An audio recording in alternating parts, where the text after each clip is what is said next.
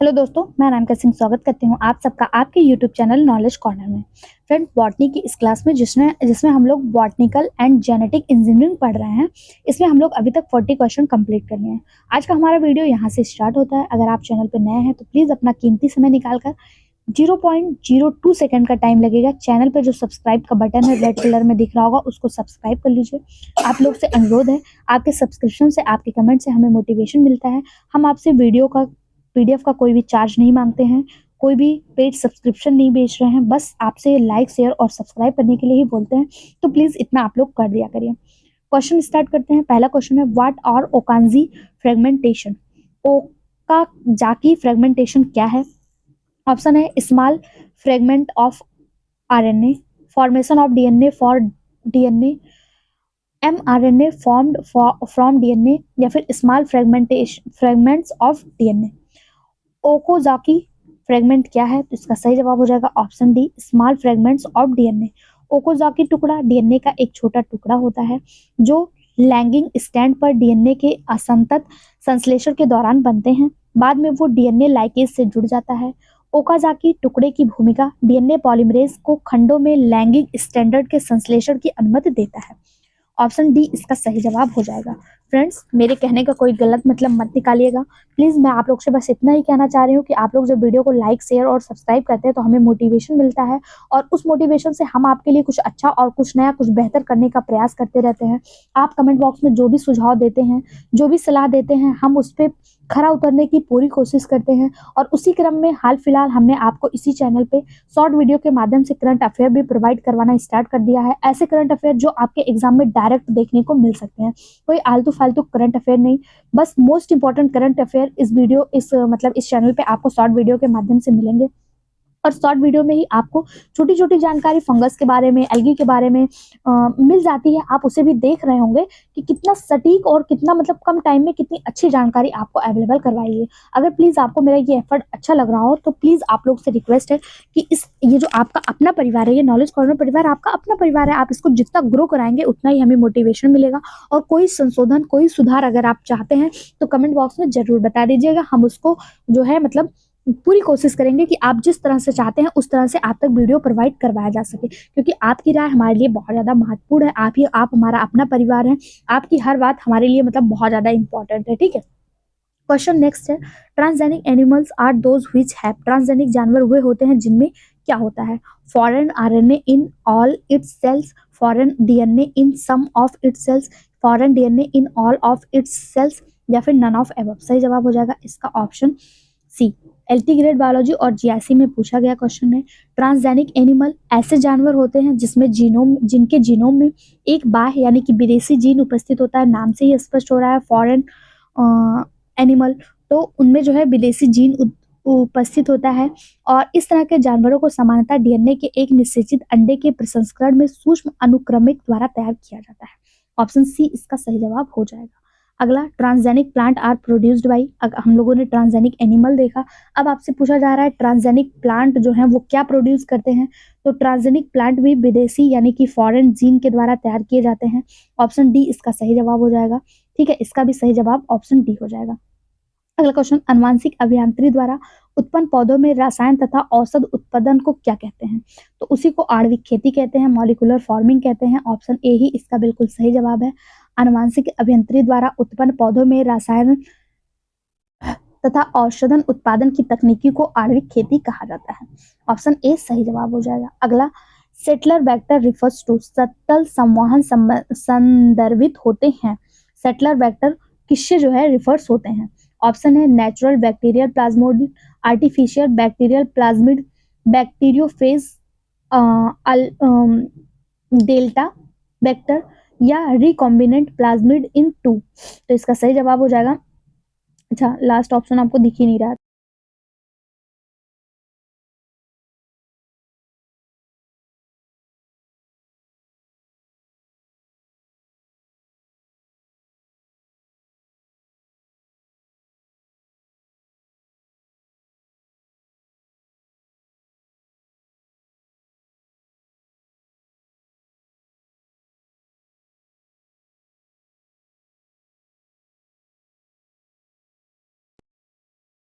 ठीक है, option D इसका सही जवाब हो जाएगा। अगला क्वेश्चन देखते हैं, एक मिनट। लाइगेज एंजाइम किसके लिए प्रयोग किया जाता है? Ligase enzyme is used for, ligase enzyme किसके लिए प्रयोग किया जाता है? तो लाइगेज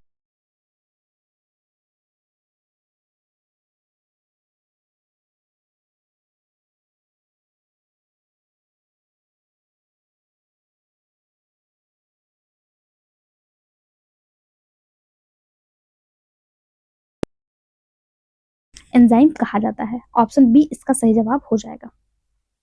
अगला क्वेश्चन है, बीटी ट्रांसजेनिक फसलें प्रतिरोधित होती हैं, बीटी ट्रांसजेनिक क्रॉप्स और रेजिस्टेंस अगेंस्ट किसके प्रतिरोधिक होती हैं? तो ये जो है कीट के यानी इंसेक्ट्स के प्रतिरोधी होती हैं। ऑप्शन ए इसका सही जवाब हो जाएगा। ये जेनेटिकली मॉडिफाइड होती हैं। इन फसलों में रिकॉम्बिनेंट डीएनए टेक्नोलॉजी का यूज किया जाता है। जो फसलें होती हैं ये ट्रांसजेनिक फसलें, ये कीटों से हानि मतलब इनको जो है कीटों के हानिकारक से इनको जो है प्रतिरोधित कर दिया जाता है। इनमें कीटे जो है जल्दी नहीं लगती हैं। ठीक है, ऑप्शन ए इसका सही जवाब हो जाएगा। अगला क्वेश्चन, हाइब्रोडोमा टेक्निक सहायक है, हाइब्रोडोमा टेक्नोलॉजी हेल्प्स इन, हाइब्रोडोमा टेक्नोलॉजी किसमें सहायता करती है? तो हाइब्रोडोमा टेक्नोलॉजी जो है ये कोशिका कल्चर माध्यम से प्राप्त मोनोक्लोन प्रतिरक्षी है। ऑप्शन डी इसका सही जवाब हो जाएगा। हाइब्रिडोडर्मा तकनीक कोशिका के कल्चर माध्यम से मोनोक्लोन प्रतिरक्षी को प्राप्त करने में सहायक है। हाइपोडर्मा तकनीक एक ऐसी तकनीकी है जिसके द्वारा अधिक संख्या में एंटीबॉडी यानी मोनोक्लोनिंग एंटीबॉडी का निर्माण किया जाता है। इस तकनीक के द्वारा वर्तमान में गाय, भैंस आदि जानवरों में प्रतिरक्षा तंत्र को मजबूत करने का काम किया जा रहा है। ऑप्शन डी इसका सही जवाब हो जाएगा। एलटी ग्रेड बायोलॉजी 2015 में पूछा गया क्वेश्चन है। अगला क्वेश्चन है, कोहर और मिल्स्टीन ने विधि विकसित किया, कोहर और Milstein develop the method form, कौन सा विधि विकसित किया है? Option DNA fingerprints, golden rice production, monoclone antibody production या फिर फ्लेवर सर्व टोमेटो प्रोडक्शन। तो सही जवाब हो जाएगा ऑप्शन सी, मोनोक्लोन एंटीबॉडी उत्पन्न करने हेतु इन्होंने कोहर और मिलिस्टीन नामक साइंटिस्ट ने जो है ये विधि विकसित किए थे। ऑप्शन सी इसका सही जवाब हो जाएगा। कोहर और मिलिस्टीन ने मोनोक्लोन एंटीबॉडी उत्पादन के लिए हाइब्रिडोमा तकनीक का वर्णन किया था। इसके लिए कौन सी टेक्निक है इसके उत्पादन के लिए? तो हाइब्रिडोमा तकनीक। किसने दिया था? कोहर और मिलिस्टीन ने। कौन सी तकनीक दी थी? मोनोक्लोन एंटीबॉडी उत्पादन के लिए हाइब्रिडोमा तकनीक दी थी। यह आधुनिक शोध और अध्ययन में सबसे व्यापक रूप से इस्तेमाल की जाने वाली टेक्नोलॉजी है। ठीक है, ऑप्शन सी इसका सही जवाब हो जाएगा। अगला क्वेश्चन है, एक प्रक्रिया जिसका नतीजा है कि जीन्स के नए संयोगों का एकल कोशिका में समाकलन और वह है, कौन सा है? Genetic recombination, fusion, genetic fission या फिर एल्गोटाइपिंग। सही जवाब हो जाएगा इसका ऑप्शन ए, जेनेटिक रिकॉम्बिनेशन। आनुवांशिक पुनर्संयोजन एक ऐसी प्रक्रिया है जिसमें किसी कोशिका में नए जीन का संयोग करके नए लक्षण वाले जीवों की उत्पत्ति की जाती है। ऑप्शन ए इसका सही जवाब हो जाएगा। अगला क्वेश्चन, इनमें से कौन से आनुवांशिक चिन्हक के अत्यंत बहुरूपी होने की अधिकतम संभावना है? ऑप्शन देखते हैं। पहला है NRFLP, a micro satellite, NSNP या all of these are equal polymorphic. इसका सही जवाब हो जाएगा इसका option B, an microsatellite. Microsatellite are DNA का एक ऐसा पथ है जहां 2 से 5 बीपी के डीएनए मैट्रिक्स का 5 से 50 बार द्विगुणन देखने को मिलता है। माइक्रोसैटेलाइट किसी जीव में हजारों की संख्या में मौजूद होते हैं। यह डीएनए की अन्य भाग की अपेक्षा उत्परिवर्तन सबसे ज़्यादा प्रदर्शित करते हैं। ऑप्शन बी इसका सही जवाब हो जाएगा। अगला क्वेश्चन, कोल रेउटर ने किस विभिन्न किस्मों पर अपना प्रयोग किया था? कोल रेउटर ने किस पे अपना प्रयोग किया था? टमाटर, टोबैको, टर्निप या फिर टेकोमा। सही जवाब हो जाएगा इसका ऑप्शन बी, टोबैको। कोल रेउटर और गॉर्टर नामक साइंटिस्ट ने 1761 में तंबाकू की विभिन्न प्रजातियों पर अपना प्रयोग किया था, परंतु इन्होंने कई आनुवंशिक लक्षणों की वंशानुगत का एक साथ अध्ययन करने का प्रयास किया। इससे ये भ्रमित हो गए थे, इसलिए इन्हें टोबैको के बहुत विशेष उपलब्धि हासिल नहीं हो पाई थी, लेकिन इनका जो प्रयोग था वो तंबाकू पर था। ठीक, अगला क्वेश्चन, पद्धति जिसके द्वारा विभिन्न कोलाइडी पदार्थों को उनके मिश्रण से अलग किया जाता है क्या कहलाता है? तो विभिन्न कोलाइडी पदार्थों को उनके मिश्रण से अलग करने की पद्धति इलेक्ट्रोफोरेसिस होती है। ऑप्शन ए ही इसका बिल्कुल सही जवाब हो जाएगा। ठीक है, इस प्रक्रिया में कोलाइडी विलयन को एक विद्युत क्षेत्र में रखकर घुमाया जाता है, जिससे धनायन ऋण आवेशित प्लेट की तरफ चले जाते हैं और ऋणायन जो है वो धनावेशित प्लेट की तरफ चले जाते हैं और उनको आसानी से अलग कर लिया जाता है। ऑप्शन ए इसका सही जवाब हो जाएगा। अगला क्वेश्चन देखते हैं। अगला क्वेश्चन है टीईएम के लिए सही कथन कौन सा है? टीईएम क्या है? Transmission electron microscope. इसके लिए पूछा है सही कथन कौन सा है? पहला, electrons are used in place of light. इसमें प्रकाश के स्थान पर इलेक्ट्रॉन का यूज किया जाता है, बिल्कुल सही बात है। टीईएम ट्रांसमिशन इलेक्ट्रॉन माइक्रोस्कोप में इलेक्ट्रॉन का यूज किया जाता है लाइट की जगह पे, बिल्कुल सही है। दूसरा, electromagnetic lens are used in place of glass lens, बिल्कुल सही बात है, इसमें इलेक्ट्रोमैग्नेटिक लेंस का प्रयोग किया जाता है। तीसरा, object can be view directly by eyes. जो वस्तु होता है वो सीधे आंखों से देख सकते हैं, बिल्कुल सही बात है। यानी 1 2 3 इसके बिल्कुल सही हैं। 1 2 3 किस ऑप्शन में दे रहा है? ऑप्शन सी में दे रहा है। नहीं नहीं, ये गलत है। अगर डायरेक्टली देख पाएंगे तो हमें फिर इलेक्ट्रॉन माइक्रोस्कोप की ज़रूरत ही क्या होगी? इलेक्ट्रॉन माइक्रोस्कोप में हम किसी भी चीज़ को देखने के लिए, माइक्रोस्कोप का यूज़ हम किसी भी चीज़ को देखने के लिए करते हैं, तो ये तो गलत हो जाएगा, ठीक है। बाकी इसमें ग्लास लेंस का यूज़ नहीं किया जाता है, इसमें इलेक्ट्रॉनिक लेंस का, इलेक्ट्रोमैग्नीफाइड लेंस का यूज़ किया जाता है, और इसमें जो है लाइट का यूज़ ना करके इलेक्ट्रॉन का यूज़ किया जाता है, ठीक है। ऑप्शन सी इसका सही जवाब हो जाएगा कि 1 और 2 इसका सही है, ठीक है। अगर पूछा जाए इसकी मैग्नीफाइंग क्षमता कितनी होती है, तो इसकी मैग्नीफाइंग क्षमता जो है वो 2 बिलियन होती है। कितनी? 2 बिलियन होती है, ठीक है। ऑप्शन इसका जो सही जवाब है ऑप्शन सी है। अगला क्वेश्चन, किसको काइमेरिक डीएनए कहते हैं? Which is called as chimeric DNA. Option है recombinant DNA, Z DNA, satellite DNA, या फिर पैलिड्रोमिक डीएनए। सही जवाब हो जाएगा ऑप्शन है रिकॉम्बिनेंट डीएनए। रिकॉम्बिनेंट डीएनए जो 2 अलग अलग जीवों के डीएनए के संयोजन से बनने वाले डीएनए को ही काइमेरिक डीएनए कहा जाता है। ऑप्शन ए इसका सही जवाब हो जाएगा। राजस्थान पीजीटी में पूछा गया क्वेश्चन है। अगला क्वेश्चन, प्रथम सफल ट्रांसजेनिक पादप कौन सा है? पहला जो है ट्रांसजेनिक प्लांट सक्सेस जो हुआ वो कौन सा है? तो उसका सही जवाब हो जाएगा फ्लेवर सेवर टोमेटो। फ्लेवर सर्व टोमेटो सेवर टोमेटो जो है एफडीए द्वारा 1994 में प्रमाणित पहला ट्रांसजेनिक पौधा है जो भोज्य पदार्थ के रूप में प्रयोग किया जाता है। वहीं बात करें गोल्डन राइस की, तो गोल्डन राइस में प्रमुखता से विटामिन ए प्राप्त किया जाता है। बात करें बीटी कॉटन की, तो बीटी कॉटन जो है ये, इसका अर्थ होता है बैसिलस यूरिजेनेसिस, ठीक है। इसके द्वारा बालवर्म से सुरक्षा प्रदान की जाती है। पहला जो है वो सेवर टोमेटो है, ठीक है। अगला क्वेश्चन देखते हैं। कृत्रिम क्रोमोसोम वेक्टर एक उदाहरण है। कृत्रिम क्रोमोसोम वेक्टर किसका उदाहरण है? तो कृत्रिम क्रोमोसोम वेक्टर एक फॉस्मिड का उदाहरण है। ऑप्शन बी इसका सही जवाब हो जाएगा। इसका प्रयोग बायोटेक्नोलॉजी में किया जाता है। दूसरे क्रोमोसोम को अन्न में ट्रांसफर करने के लिए इसका यूज किया जाता है, ठीक है। ऑप्शन बी इसका सही जवाब हो जाएगा। अगला क्वेश्चन, फ्लेवर सेवर टमाटर उत्पन्न किए गए उस जीन की अभिव्यक्ति को अवरुद्ध कर देता है जो उत्तरदायी होते हैं। किस जीन की अभिव्यक्ति को अवरुद्ध करता है? तो ये पॉलीगैलेक्टिन्यूरिनोज को उत्पादन करने वाले जीन को अवरुद्ध कर देता है। ऑप्शन बी इसका सही जवाब हो जाएगा, ठीक। जिससे क्या होता है, इसकी भंडारण क्षमता अत्यधिक हो जाती है, छिलके मोटे हो जाते हैं, जल्दी सड़ता गलता नहीं है, ठीक है, सड़न से बचाता है ये इसको, ठीक। ऑप्शन बी इसका सही जवाब हो जाएगा। अगला, प्ररोह शीर्ष संवर्धन की तकनीक विकसित की गई। Technique of shoot tip culture was developed by, किसके द्वारा की गई? तो इसका सही जवाब हो जाएगा मोरेल और मार्टिन के द्वारा जो है सूट टिप कल्चर की टेक्निक जो है वो विकसित की गई थी। कब की गई थी? 1952 में। कब की गई थी? 1952 में। ऑप्शन बी इसका सही जवाब हो जाएगा। अगला, प्रकृति में ओकाजाकी खंड एक साथ जुड़े हैं। In replication the Okazaki segment are joint together by, किसके द्वारा? डीएनए पॉलीमरेज, एंडोन्यूक्लियस, एक्सोन्यूक्लियस, या फिर डीएनए लाइकेज। सही जवाब हो जाएगा option D DNA ligase. DNA ligase enzyme विभिन्न न्यूक्लियोटाइड्स को आपस में जोड़ने में सहायक हैं। ओकाजाकी खंड डीएनए के द्विगुणन प्रक्रिया में बनने वाले डीऑक्सी न्यूक्लियोटाइड के छोटे छोटे खंड होते हैं जो पैतृक डीएनए अणु को 3 से 5 सूत्र की तरफ बनाता है, ठीक है। चूंकि यह उल्टी दिशा में बनता है अतः यह छोटे छोटे खंडों के रूप में भी बनता है, बाद में इसको आपस में जोड़ने का कार्य होता है, ठीक। डीएनए लाइगेज के द्वारा ओकाजाकी खंड जो है वो आपस में जुड़े होते हैं। अगला क्वेश्चन, आरएनए से डीएनए की प्रतिलिपि बनाने के लिए जिम्मेदार एंजाइम कौन सा है? Option, DNA polymerase 1, DNA polymerase 3, DNA gyrase, या फिर रिवर्स ट्रांसक्रिप्शन। आरएनए से डीएनए बनाने के लिए कौन जिम्मेदार होता है? तो इसका सही जवाब हो जाएगा option D reverse transcription. RNA से डीएनए बनाने के लिए रिवर्स ट्रांसक्रिप्शन जिम्मेदार होता है।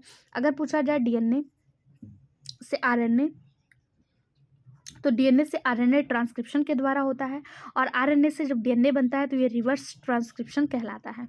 ठीक है, इस प्रक्रिया में रिवर्स ट्रांसक्रिप्टेज एंजाइम भाग लेता है।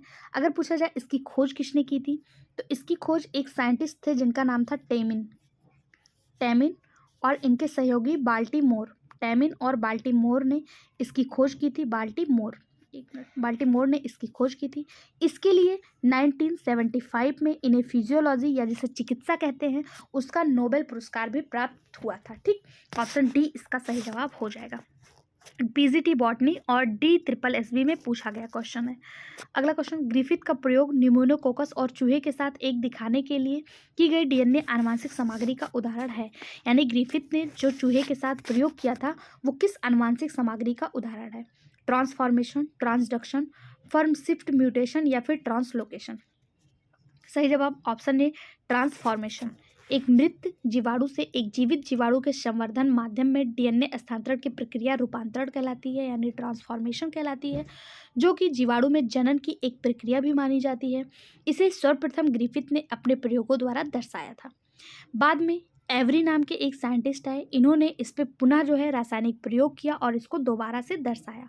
पहले किसने दिया? ग्रिफिथ ने। इन्हीं के प्रयोग को एवरी, मैकलियोड और मैकटॉकर्टी ने जो है उसको पुनः से किया था। ठीक है, ऑप्शन ए इसका सही जवाब हो जाएगा। अगला क्वेश्चन, जीवाणुओं में माइटोकॉन्ड्रिया के वृत्ताकार डीएनए अणु एंजाइम द्वारा खुलते हैं।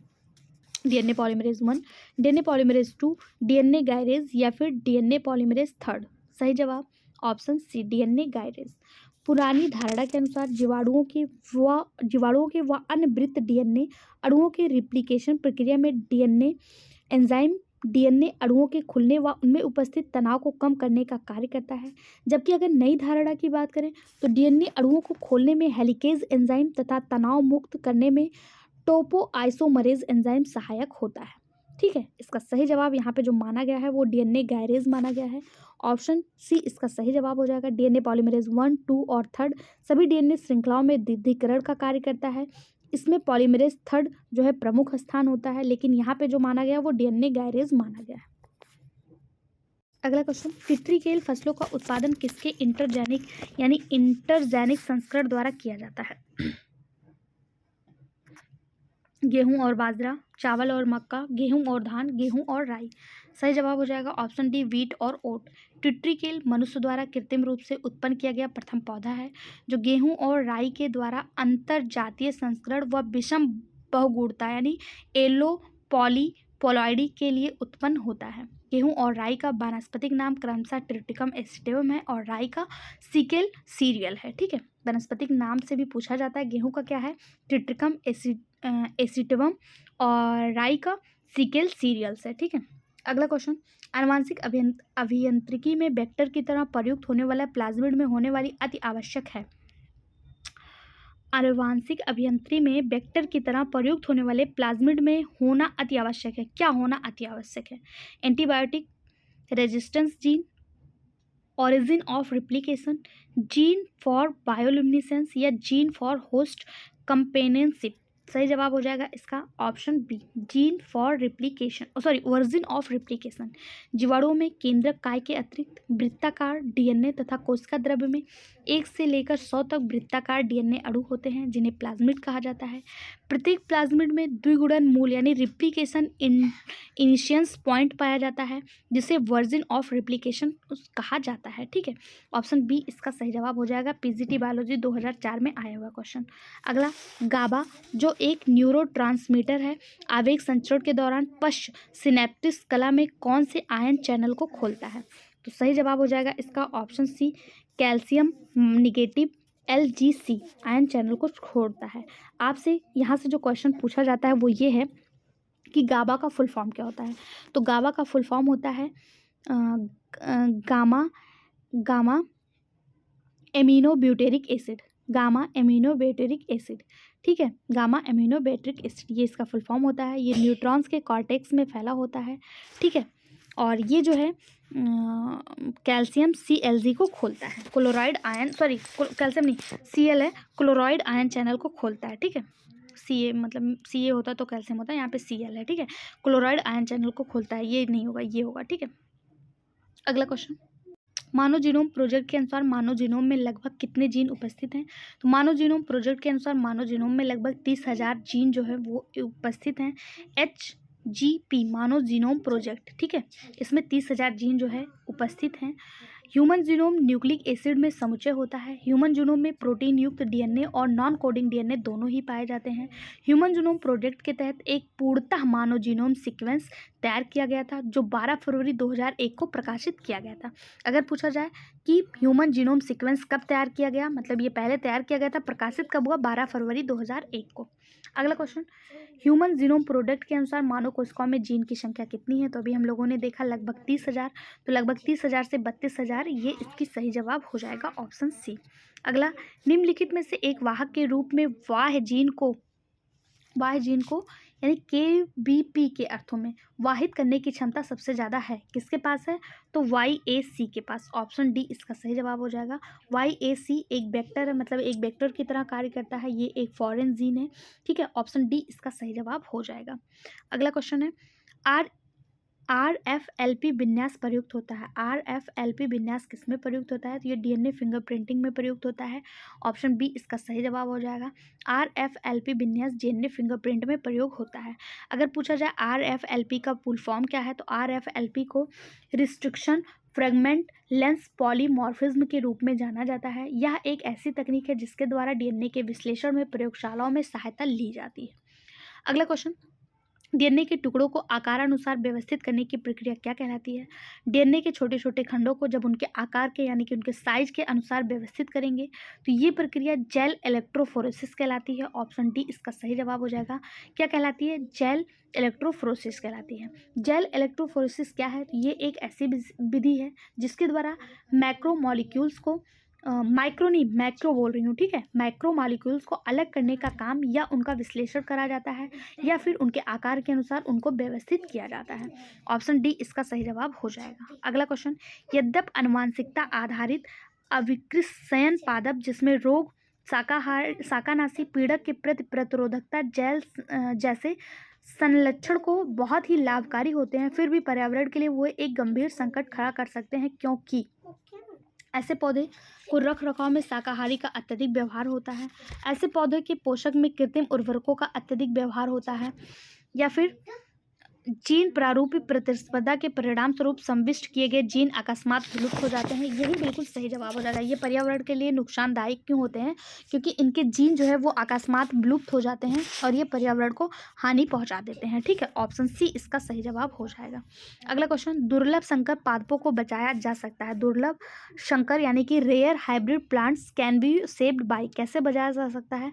पॉलन कल्चर के द्वारा, बिल्कुल सिंपल सा जवाब है, ऑप्शन ए सही जवाब हो जाएगा। परागकण संवर्धन के द्वारा इनको बचाया जा सकता है। दुर्लभ संकर पादपों को बचाने के लिए परागकण संवर्धन विधि सबसे इम्पॉर्टेंट है, ठीक है। आजकल एम्ब्रियो कल्चर द्वारा भी पादपों को बचाया जा रहा है, ठीक। अगला क्वेश्चन देखते हैं, blunt end ligation in achieved by कुंद अंत बांधव द्वारा किया जाता है। Blunt end ligation is achieved by, सही जवाब हो जाएगा option B T4 DNA ligase, ठीक है, T4 DNA लाइगेज द्वारा ब्लंट इंड लाइगेशन जो है वो प्राप्त किया जाता है। इस प्रकार ब्लंट इंड लाइगेशन का उपयोग एक ऐसी विधि विकसित करने के लिए किया जाता है जिसमें क्लोन किए गए DNA को जब भी आवश्यकता हो आसानी से पुनर्प्राप्त कर लिया जाए। ओके, अगला क्वेश्चन है, फ्लेवर टमाटर विकसित किया जाता है। फ्लेवर टमाटर एंटीसेंस RNA तकनीक द्वारा विकसित किया जाता है, ऑप्शन बी इसका सही जवाब हो जाएगा। अगला क्वेश्चन, उत्प्रेरक जो कि डीएनए के अणुओं को छोटे छोटे भागों में विभक्त करता है उसको जाना जाता है। डीएनए पॉलीमरेज, डीएनए लाइगेज, प्रतिबंध एंजाइम या फिर डीएनए गायरेज, सही जवाब हो जाएगा रिस्ट्रिक्ट एंजाइम। उत्प्रेरक यानी कि क्या बोलते हैं उत्प्रेरक को, एंजाइम्स जो कि डीएनए के अणुओं को, मतलब दिमाग में था, याद ही नहीं आ रहा था इंग्लिश उसकी, डीएनए के अणुओं को छोटे छोटे भागों में विभक्त करता है, उसे क्या कहते हैं? तो उसे रिस्ट्रिक्ट एंजाइम कहते हैं, ठीक है, रिस्ट्रक्शन एंजाइम कहते हैं, ऑप्शन सी इसका सही जवाब हो जाएगा। जबकि डीएनए लाइगेज जो होता है वो डीएनए के छोटे छोटे टुकड़ों को जोड़ने का कार्य करता है और ये डीएनए को अलग करने का कार्य करता है, ठीक।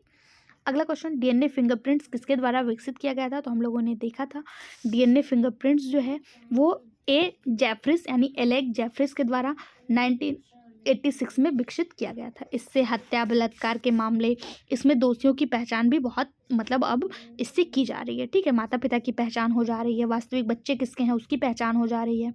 अगला क्वेश्चन, मानव में डीएनए फिंगरप्रिंट्स की तकनीक पहली बार किसके द्वारा विकसित की गई? तो पहली बार हम लोगों ने देखा जेफरिस के द्वारा विकसित की गई। और अगर भारत में पूछ लिया जाए तो भारत में लालजी सिंह ने इसको विकसित किया था। नेक्स्ट क्वेश्चन, जीवाणुओं में गुणसूत्रीय आनुवंशिक तत्व से जुड़ा रहने वाला गुणसूत्र बाह्य आनुवंशिक तत्व क्या कहलाता है?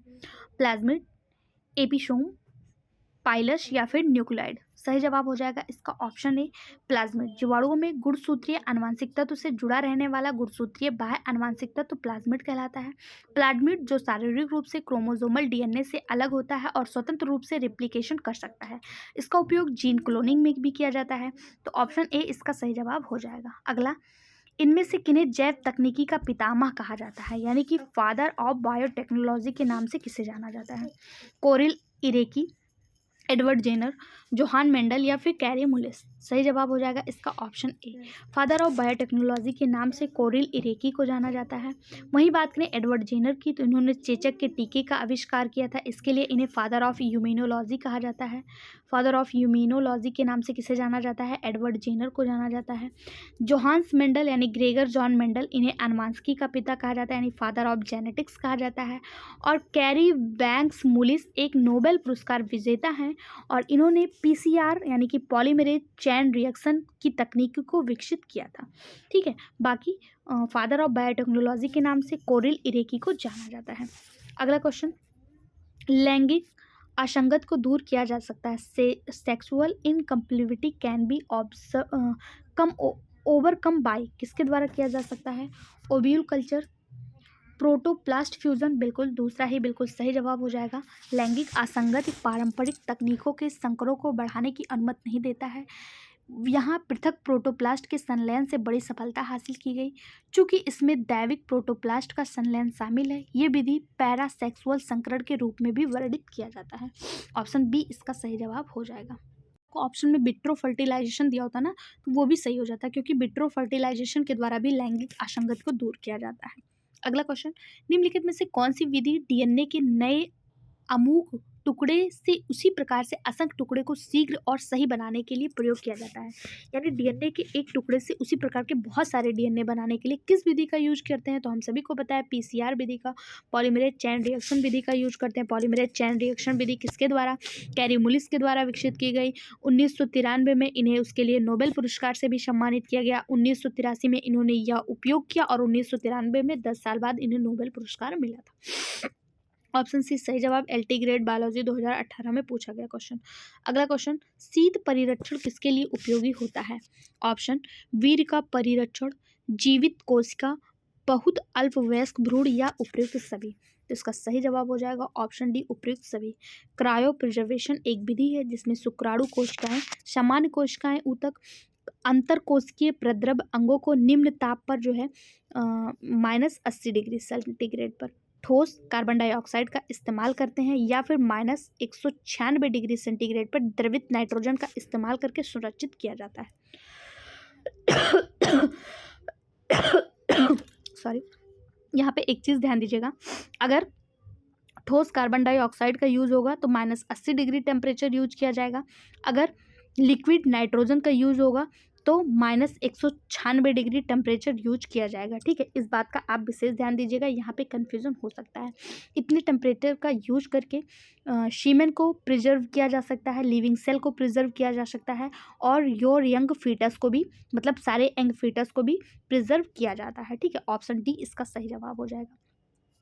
इस चैप्टर में बस इतने ही क्वेश्चन थे। अगला चैप्टर हमारा जो है वो मॉलिक्यूलर बायोलॉजी से है। उसको देखने के लिए चैनल को सब्सक्राइब कर लीजिए, वीडियो को लाइक करिए और ज़्यादा से ज़्यादा शेयर करिए। Thank you.